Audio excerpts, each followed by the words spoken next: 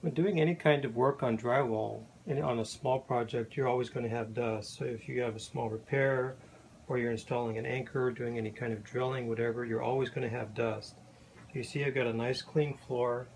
I don't really want to bring a vacuum. Maybe I'm doing a job in a store or something and it's inconvenient to have a vacuum. I want to be able to do whatever I have to do without making any dust at all. So a little trick that I came up with,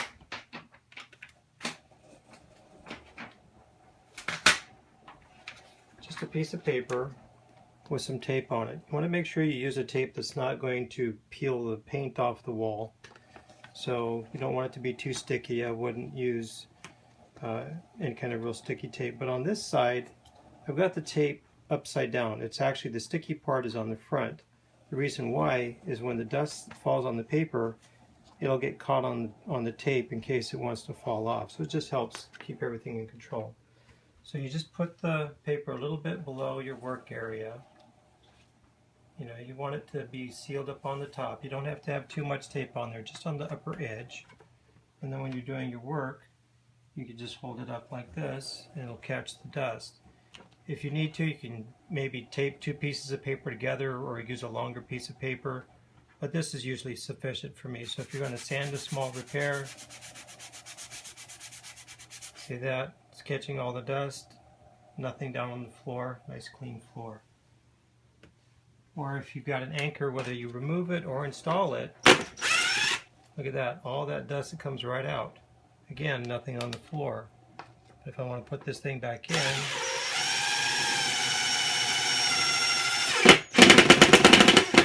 it makes quite a bit of dust. And I use an impact driver for all of my screw type applications. I can go in just a little bit more, but not too much. Or if you have to do any drilling, same thing. You get all that drywall dust, and I'll hit the drill a little bit to shake the dust off the bit. And look at my floor. Nothing on the floor, everything on the paper.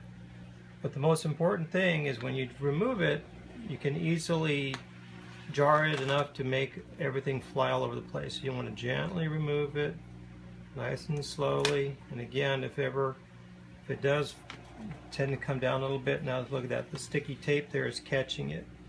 So all of my dust is on my paper. My floor is still clean. I got a couple of small specks on there, but that's to be expected. But overall, it's a nice clean job.